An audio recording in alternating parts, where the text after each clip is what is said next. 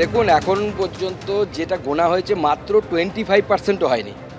অতএব এটাকে ব্যবহার করে আমাদের বিরোধী পক্ষ অনেক কিছু বলার চেষ্টা করছে। আমি আমার কর্মীদেরকে বলছি, আপনারা কাউন্টিং এজেন্ট হিসেবে যারা গেছেন তারা কাউন্টিংয়ের ভেতরে থাকুন। আমি নিজে আছি, শেষ হাসি আমরাই আসব। আমি বলছি তৃণমূলের থেকে একটি হলেও আমরা সিট বেশি পাবো। এখন আমাকেও দেখাচ্ছে আমরা পিছিয়ে আছি, আর 3টে রাউন্ড আমাকে দিন, আমি এগিয়ে যাব। তো সেরকম প্রত্যেকেরই হিসেব আছে কত রাউন্ডে মানুষ এগোয়। হ্যাঁ, আমার নিজেরই যেমন প্রথমে শুরুতে হচ্ছে প্রায় 2 রাউন্ডে বা 12,000 গ্যাপ হয়ে গেছিলো। এখন পঞ্চম রাউন্ডের শেষে সেই গ্যাপ হচ্ছে 2,481। এটা 7, 8, 9, 10 রাউন্ডে পুরো শেষ হয়ে আমরা লিডের দিকে চলে যাব।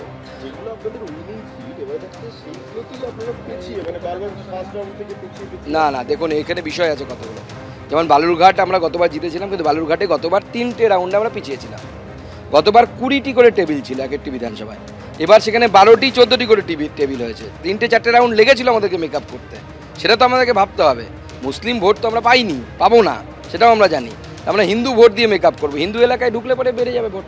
দেখুন, অভিষেক বন্দ্যোপাধ্যায়ের ভোট নিয়ে যত কম কথা বলা যায় ততই ভালো। এগুলোতে মানে ভোটের নামে প্রহসন হয়। অতএব অভিষেক বন্দ্যোপাধ্যায়ের মার্জিন নিয়ে কথার ভাবনা চিন্তা করার দরকার নেই। অভিষেক বন্দ্যোপাধ্যায় ভোটে জিতে আসুন, তারপরে কোথায় থাকবেন উনি আগামী দিনে ঠিক হবে। জেলে থাকবেন না বাইরে থাকবেন।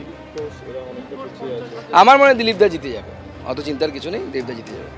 শ্রীরামপুরের ক্যান্ডিডেট দীপশিখা একটু জানতে চাইবো, প্রথমবার লোকসভা নির্বাচনে দাঁড়িয়েছ, কি আশা? ভালো ফল হবে। অনেক বছর পর এই এলাকার মানুষ তারা নিজের ভোট নিজে দিতে পেরেছে।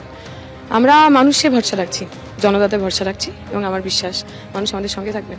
কল্যাণ বন্দ্যোপাধ্যায় গত 3বার ধরে সাংসদ, শক্ত ঘাঁটি এটা তৃণমূলের, মানে সেই জায়গা থেকে কোন জায়গা থেকে আশা করছো যে তোমাদের দিকে মানুষ ভরসা? এক সময় অনেক জায়গায় সিপিএম এর শক্ত ঘাঁটি ছিল, সেটাকে হারিয়েও তো তৃণমূল, পরবর্তীকালে বিজেপি জিতেছে। ফলে মানুষ যেদিন মনে করেন যে আমার বদল দরকার, তখন আমার সাংগঠনিক জোর, আমি কতবার জিতেছি, এগুলো কিছু ম্যাটার করে না। আমাদের সময় এমন বহু রথী মহারথী তারা হেরে গেছিলেন, ফার্স্ট টাইম আমাদের কাছে হেরেছেন, এবং সবচেয়ে ভালো উদাহরণ বোধহয় মমতা ব্যানার্জি। তাই আমরা বিশ্বাস করি পশ্চিমবঙ্গের মানুষ তারা সচেতন মানুষ, তারা কারুর কেনা গোলাম না, সিপিএম এর নয়, তৃণমূল নয়, বিজেপির নয়, কারুর নয়। বিজেপির প্রার্থী কবির শঙ্কর বোস, কল্যাণবাবু তো দাবি করছে প্রায় 21,000 ভোটে এগিয়ে রয়েছেন এবং জয় নিশ্চিত। এখনো ফার্স্ট রাউন্ডও হয়নি, না হলে আরো আমাদের বলতো। আমরা অপেক্ষা করছি যে প্রথম যেটা আরো টেবিলে যেটা গণনা হয় সেটা এখনো হয়নি। উনি কিভাবে এই সংখ্যাগুলো পাচ্ছে আমরা জানি না, কিন্তু আমরা যেই টেবিলে গিয়ে আমরা সংখ্যাগুলো পেয়েছি, বিজেপি ফার্স্ট রাউন্ডে এগিয়ে আছে। কত ভোটে এগিয়ে আছে? আমরা সেই গণনাগুলো করছি, এখানে 4টে আছে। আমরা এখন উত্তরপাড়া, শ্রীরামপুর, চাঁদদানিতে যাচ্ছি। আমাদের ক্যালকুলেশনে আমরা 20,000 ভোটে এগিয়ে আছি। পোস্টাল ব্যালট আমরা এগিয়ে আছি, কিন্তু কল্যাণবাবু দাবি করছে প্রায় 21,000 ভোটে।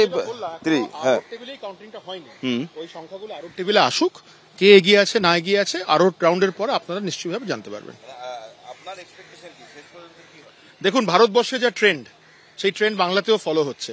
ভারতবর্ষে পরিষ্কারভাবে নরেন্দ্র মোদীজি, ওনার কাজ এবং বিজেপির পার্টি এগিয়ে আছে, সেই ট্রেন্ডও এখানে চলছে। সামনেই কল্যাণ বন্দ্যোপাধ্যায় রয়েছেন। কল্যাণবাবু, বিজেপি প্রার্থী তো বলছেন তারা 20,000 ভোটে। না, 31,692 ভোটে এগিয়ে আছি, কে তো বললে তো হবে না, খাতায় দেখা আছে। এবার যে যার মতো করে বলতে পারে, বলুক, আমার কিছু এসে যায় না। যে আর নিজের স্যাটিসফ্যাকশনে যা ইচ্ছে বলবে, কি এসে যাচ্ছে। আর আমি কোনোদিন ভুলভাল কথা বলি না। আমি একমাত্র ওই উত্তরপাড়াতে 2টো রাউন্ডে 2,000 ভোটে পিছিয়ে ছিলাম, 2টো রাউন্ড মিলিয়ে কানাইপুরে এর আগের বার আমি 5,000 ভোটে হেরেছিলাম, এবারে ওটা 2,000 ভোটে হেরেছি। সব মিলিয়ে আমি 31,692 ভোটে এগিয়ে আছি। এই তো অঙ্ক খাতা তো আমার কাছে। বিজেপি প্রার্থীর উদ্দেশ্যে কিছু বলবেন? না, কারোর উদ্দেশ্যে কিছু বলবো না।